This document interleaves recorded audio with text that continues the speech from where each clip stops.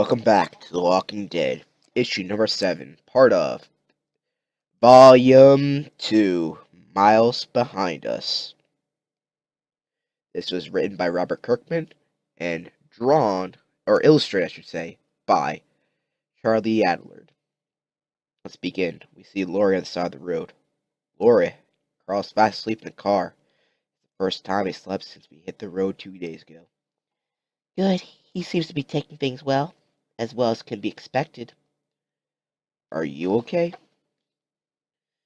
Look at it. The whole city is overrun. We can't get in without being attacked. My parents are dead. Everyone that came to the city for protection is dead. They'd have to be. Nobody could have survived that. Rick, 3 weeks, been in that coma. He doesn't even know what this has happened. We left him to come here for this. I suggest going back for him, but he's safe at the hospital. It's the safest place for him, and we can't help him in his condition. Besides, if the government's going to start cleaning this place up soon, near a major city is the best place to be. Oh, Shane, I can't thank you enough for coming with us. Carl and I would never made it down here on our own. I'd never be able to repay you.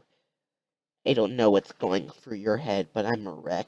I don't know how to explain it. All that's gone on with Rick and my parents in the world. Don't take this the wrong way, but I just feel so alone. Lori and Shane kiss. Lori, I'm sorry. I didn't mean. I'm sorry. No, Shane, don't apologize. Everything we've been through, everything we're going through. I understand. Shane, I need you. I need you. Oh, Lori. I wanted this for so long. Go back to present. They're standing by Shane's grave.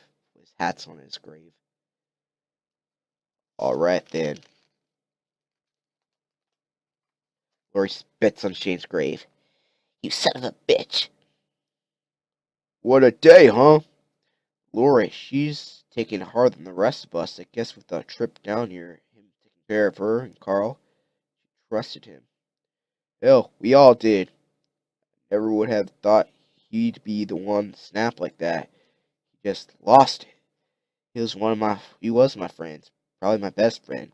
This shit we're in is not to be taken lightly. If it could change a man like Shane so drastically, we're in deeper shit than we thought. I better hang back, let her catch up. We'll talk later. How is she doing? Better, but it's going to be a long time before that poor girl is going to be back to normal. Dale, do you think any of us will ever be back to normal?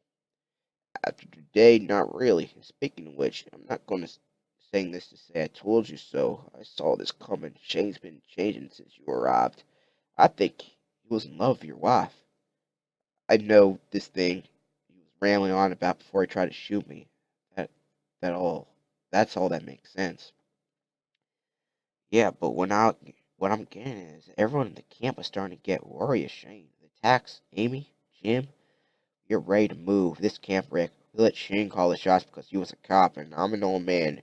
Glenn's a kid. Alan, well, he's not leadership material. We need someone to look up to make us feel safe, especially the women. I talked to everyone earlier. We think that someone is you. Okay then, get some sleep. We're moving camp tomorrow. We've been here long enough as it is. Oh, one more thing. Andrew's been keeping track of the days since this whole thing went down, unless she's messed up along the way. Tomorrow's Christmas.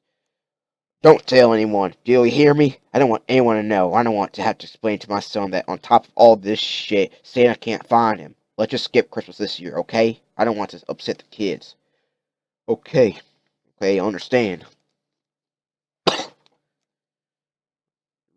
Wakes Carl up. You slept pretty late, Carl. We're all almost done packing up for the big move. You doing okay? If you ever want to talk about what happened, you can talk to me. I know, Dad. So, if you ever want to talk, you let me know, okay? Uh-huh. We all ready to go? I just need to get the gas from the cars in the RV. We'll be ready to hit the road as soon as Dale's ready. I'm all set. We can go right after we gassed up. Okay, everyone, take a good look around the camp and make sure we're not forgetting anything. And then let's get the hell out of here. It's a bumpy road, but we'll be fine as long as I take it slow. We should be on the road in no time. Thank God the snow let up, eh? He's got to stop shitting on us sometime, you know. They're pushing the car to get out of their way of their RV. We're almost there. Just a little further. Ugh, it'll be out of the way. Ugh, we don't have to get it completely off the road, just out of the way. Then I think we about done it. You guys can give it a rest. Woo, well, I don't think I could have lasted much longer. Rick, look around, see how many there are? We don't want to get surrounded. Whoa, whoa, hold your fire. Oh, jeez, man. Oh, God, we could have killed you. I'm sorry to sneak up on you, especially in the dark like that. We were walking across the field and my daughter Julie saw your headlights. We don't see a lot of people, live ones at least, not anymore. I hear ya. I was starting to think we were it. I'm Rick. Tyrese. And this here's Julie and Chris. Do you guys have any food? Julie and Chris are going steady. Dating, I don't know the correct term anymore. Anyway, Chris was staying with us when everything started going to hell. Family problems. Long story. We had a pretty good sit-up before we ran out of food and got cold. About here, our house was as cold as outside. We don't have a fireplace or anything. So a couple of weeks ago, we set out in search of food. We thank you for what you got here. We haven't eaten for a couple of days. Don't mention it, man. It's just good to have a new face. Listen, we're calling in not here. I'm sure we can make some room in the RV for you if you and your kids want to stick around. Just for the night or longer, I think it's safer to be in groups. You're welcome to tag along with us. That's kind of you, Rick, but if it's all the same, I think the kids and I will probably just sleep in the car over here. They're not too comfortable around strangers. Understood. We'll see you tomorrow then. Just inviting a stranger to sleep in the same room as us? He's got kids with him, Lori. So do we. Don't be so trusting, Rick. Next day.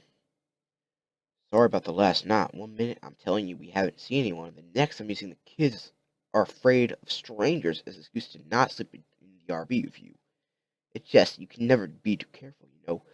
You guys could have been traveling cannibals for all I know. But change your mind. Jury's still out. I understand what you're saying, though. The stuff changes people. I just watched my best friend flip out and try to kill me.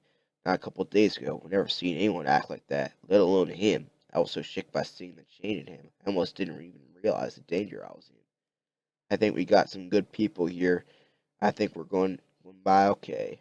But honestly, I just don't know what anyone's thinking. To me, that's scarier than any half-rotten wolf trying to eat my flesh.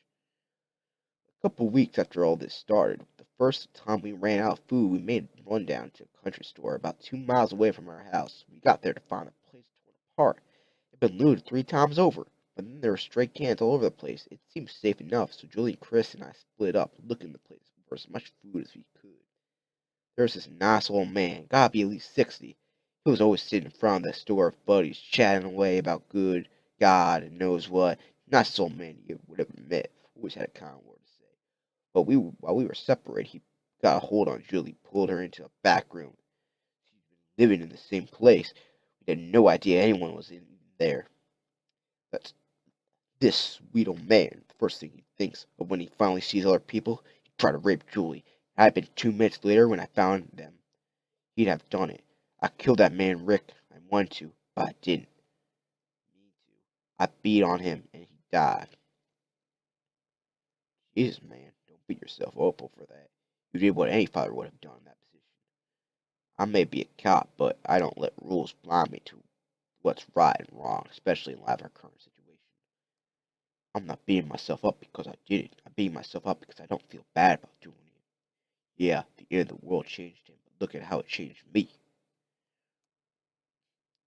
Oh shit. Roamers. Roamers? Oh yeah, when we were camping near Atlanta, we went to the city. Most of the zombies just sat around not doing anything unless we wrote. You see, most of them were content to sit and do nothing unless something happened by them. Then our camp was attacked.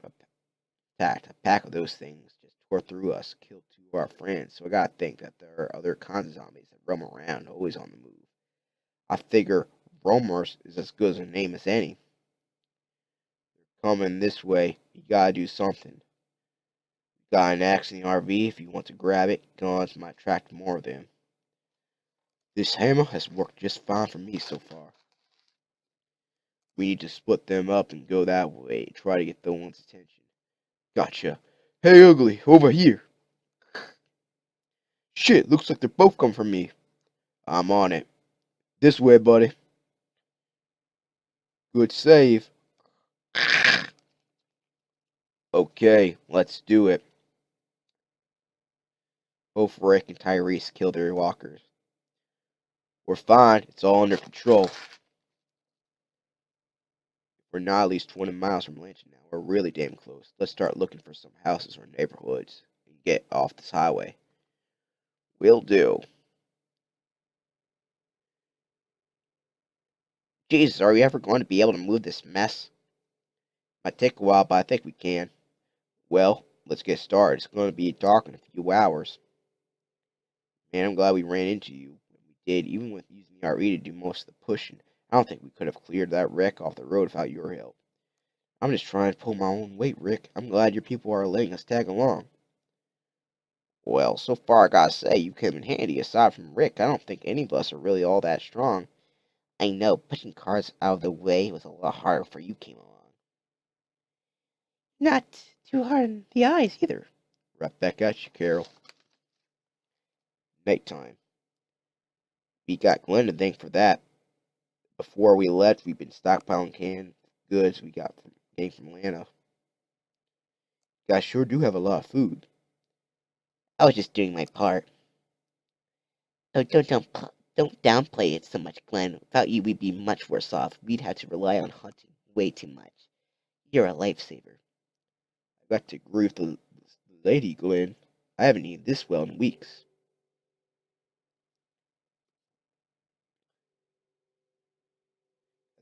As a guy who's seen him in action, I gotta say, Glenn really knows what he was doing in the city.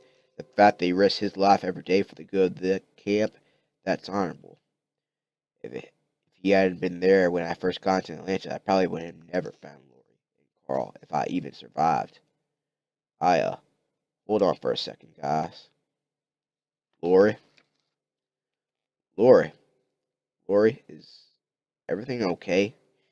No, Rick. I'm pregnant. That is the end of The Walking Dead, issue number 7. See you next time.